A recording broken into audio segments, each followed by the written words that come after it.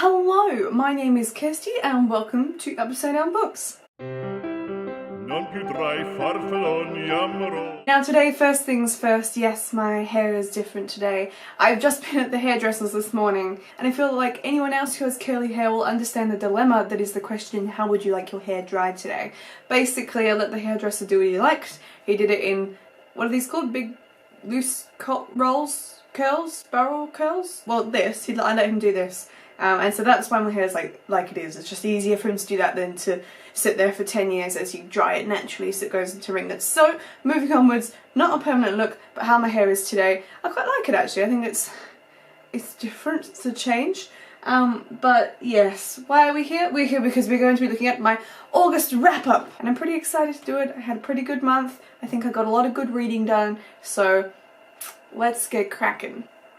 I can't actually remember what I read though, so I'm gonna have to bring up my little handy dandy PowerPoint, you know.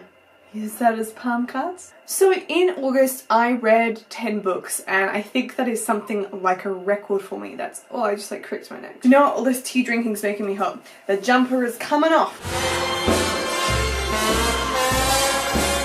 Right, so in August I read 10 books, which is decent. I don't usually read that much at all. But you could say it was a bit of a cheat because, like, whilst it was 10 books, it was also like 2 graphic novels, 3 novellas, several books that I was already halfway through. So it sounds more impressive than it is, but that's beside the point. In August, my main goal was to try and finish off some of the current reads I have. I just never finish books. I have such a bad habit of getting halfway through books and just putting them down because I have like such a short attention span. I'm like, nope, I need to be progressing quicker than this. Move on to the next book. Which meant that literally I think at the start of August I had 7 or 8 books on my currently reading shelf, which is insane. I've never had a problem with reading more than one thing at once though, so that's always positive, but it is frustrating to have that many books on the go. So there were a couple that I went, I'm not going to read you, let's not be silly, and there were a couple books that I finished off, so that was a great achievement in August. The stress of having too many books on the go has been dealt with and I now only have 3 books on my currently reading shelf, which is my current read, the audiobook of Harry Potter and the Order of the Phoenix, because I've been slowly listening to all of them, and I just kind of listen to that whenever I'm doing stuff like cleaning or whatever, and also my version of Harry Potter and the Philosopher's Stone in Italian, because that is good practice to keep my Italian up. So really, if you exclude the Harry Potters, because they're always going to be on my currently reading, I'm pretty much only reading 1 book at the moment, so well done me. Now, as always, I will be doing a wrap-up on my blog as well. This is actually the first wrap-up I've done on my YouTube channel. I don't know if anyone noticed, but I completely forgot to do one for July. Oops. But yes, so if you want to see a more thorough wrap-up of my month, including what I've done during the month, the movies I've seen, the TV shows I've done, statistical breakdowns of the page count, the genres that I've been reading, and any goals that I've achieved, I will be linking that below when it's up. Or just go check out my blog in like 2 days time, it'll probably be up by then. But today we're just going to go through the books, we're just going to kind of whip through that, and that'll be great. So from the top, let's have a look at what I read. The first book that I read was Jane Eyre by Charlotte Bronte in the graphic novel form. I read this one for the Alphabathon, which is a readathon that I am now co-hosting whenever it runs. So go check it out. It was round 3 this time. It was so much fun, and because it's an alphabet themed one, we were reading all books starting with the letter C. The next round will be D and so forth. So much fun to be had. So Jane Eyre counted for me because Charlotte Bronte has seen it. That was really fun. I rated this one a 4 out of 5 stars, which is the same rating I've given to the actual book itself, and it was really cool to read it in a graphic novel format. I feel like I have this epic fringe that's like obscuring half of my face. It's very strange. I don't know how people with like straight hair keep their hair in position so well the whole time. I feel stressed. Curly hair is like, oh no, it's up vertically. Oh well, no one will notice. This one's like, oh, must be a Disney princess and not move. Second book that I read in August was A Court of Wings and Ruin by Miss Sarah J Maas. I really enjoyed this one. I gave it a 4.5 out of 5 stars. However, if you want to see all my rantings on the half a star worth of things that really frustrated me, my review is up on both Goodreads and my blog. I will link that down below for you so you can go and feast your eyes on my extremely long review filled with gifs. I did like it. I thought it was really good. I recommend continuing the series if you've heard negative things, because I think there are a few like, oh, what's happening with the series feelings going on right now. I would say finish the series. Like, you need that arc. It's beautiful closure. It's written really well. It's just, you know, a few minor points that frustrated me, but as I said, go read my review if you want to see full thoughts on that one. The next book that I read was Cruel Crown by Victoria Aveyard. This is a novella bind-up of the 2 novellas for the series. I really like the Red Crown series so far. I mean, I've already read the first one and this one, but I'm really glad that I have read this because I do have the Glass Sword on my shelf and I've been meaning to kind of continue making progress with this book. I really liked it. I thought both novellas were quite fun. I particularly like the first one, which is Queen's Song. I think that is such an epic and like sort of novella. Recommend reading these ones for sure. Like, I think you should definitely read this novella bind-up if you're in the middle of the series. I have done my review for this one as well, so I will also that landed on my head. But I will also link that one down below for you. The next book I read was also a novella, and that was Rotten Magic by Jeffrey Bardwell. This was really interesting. It was kind of set with the premise that it's about a boy who turns into a mechanical dragon. It wasn't quite as metamorphicized. It wasn't quite in the category of metamorphosis, but it was cool nonetheless. It's like a sort of epic fantasy steampunk theme happening to it, which gets me really excited. This one was sent for me for review. It was just released last month. I'm definitely going to continue on with the series. I just really want to know what's happening, so I'd recommend checking this one out if you like the sound of mechanical dragons, because who doesn't like the sound of mechanical dragons? I gave this one, I can't remember what I gave this one. I rated that one a 3 out of 5 stars. Bless you. Alrighty, the next book I read, actually, I tell a lie, this is the first book I read, I just kind of forgot that I read it in August, was City of 1,000 Dolls by Miriam Forster. I also read this for the Alphabathon because it starts with AC. This is probably going to be one of my favourite reads of the year. It's not my all-time favourite, but like, I really enjoyed the world that this one is set in. I have done my full review for this one, so I will leave it linked below.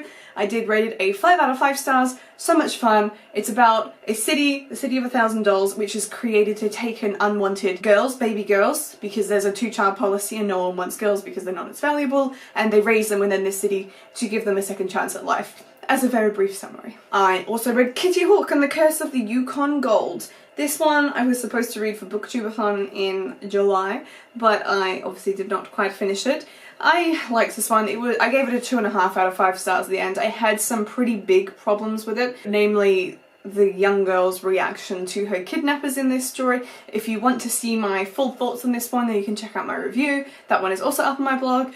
I've reviewed most of these books, I don't know why I keep saying that. Yeah, it was an enjoyable story, just with some flaws, so I'm not planning on reading any more books in this series, but this one was for review, so it was good, I enjoyed it, thank you, and now I'm done. I also finished off The Piper's Price by Audrey Greathouse. Now, I'm a big fan of Audrey's books. She's a really, really lovely lady, and I just took forever to read this book. I took forever to read this book. I rated it a 3 out of 5 stars because I really enjoyed the first book. It's a Peter Pan retelling for starters. And the first book was really cool, Neverland was there, it's sort of in the YA category in the future to when Peter Pan was written, based on the idea that with all the trips to and from that Peter has done into reality, he's actually slowly aged and is now an adolescent. So it sort of opened that gateway for there to be a potential romantic relationship between Gwen, the main character, and Peter, because Gwen is a young teenager. Gwen is, I don't know how old she is, she must be like around 15 or something, but she's basically in Neverland because her younger sister ran away to Neverland and she wanted to bring her back, and then they both ended up staying. But it's really enjoyable. I liked this one, it just wasn't as magical and it just didn't hold my attention as much, so I'm going to continue it because, good lord, these covers are stunning. But yeah, wasn't quite as good as the first one for me, but nonetheless definitely recommend it as a Peter Pan retelling story. The next book I finished was also a book I'd been partway through for a little while, and that is The Demolition Man by Alfred Bester. The reason I was halfway through this one is because I didn't finish it before I went to America and didn't take it to America. So I finished this one off. I gave this one a 3 out of 5 stars. It was a really cool sci-fi with a really cool premise. It's set in a world where the police can read people's minds, so crime rates are really, really low because they can see what's going to happen before it happens, basically. But a man commits murder. He manages to plan and commit murder with a gun and the police can't work out how he's done it, and the whole book is about them trying to work out how he got away with it and how they can capture him and like get him in jail basically. It's really cool, but the reason I only gave it 3 out of 5 stars was because it was a little hard to follow along. This is published in the 50s, I believe, so the language is just a little bit older. I mean, that was like 70 years ago now, and there's a character called Atkins and his name is spelt with an at symbol and then a K-I-N-S. So it's just lots of things like that. The author's been playing around with what like computers can offer with creating a book and just funny language. So it was a little bit like, oh, I'm not sure what's going on sometimes, but otherwise, yeah, I recommend reading this one. I think it's a really cute sci-fi novel. The next book I read was Pride and Prejudice by Jane Austen in its graphic novel format. If you haven't been following along, the reason I've been reading graphic novel versions of classics is because after reading Saga, I really enjoyed it and wanted to read some more graphic novels, but the only good graphic novels my library had was the classics and just those two. But I've really enjoyed them. They've been such a cool way to revisit these stories. I love Pride and Prejudice and this just made me love it even more. It was so funny to see all the illustrations that go with it and to have the plot sped up like triple fold for you. So that was really enjoyable. I definitely recommend if you struggle with classics or want to know the story but don't want to read the books, read the graphic novels. You're going to get the perfect gist of the story and it saves you like 1200 years of trying to read like such ambiguous writing. It's fantastic. I definitely recommend these. But I rated this one a 4 out of 5 stars. I don't remember what I rated the book, but I think it was somewhere in the same playing field. But yeah, really good. Definitely recommend. Next, I read Between Two Thorns by Emma Newman. Now, this one I read as part of my new book club. I have started a book club with my friend Casey over at Adopt a Book Oz. I will leave her blog down below. She's a blogger. We've been buddy reading now for what feels like probably a year. We used to be subscribed to the same subscription box so we would read the books together, and we decided to create a book club. It's called The Squabbling Dragons and we're up on Goodreads, so I will leave a link for that below as well if you want to go check it out, see what we're reading. In September we're going to be reading Chimes by Anna Smale, so feel free to grab a copy of that and join in. But this was the read for August and it was really good. I really enjoyed it. I was not convinced to start with. I ended up rating it a 4 out of 5 stars, but literally for the first 50 pages I was like, this is not holding my attention.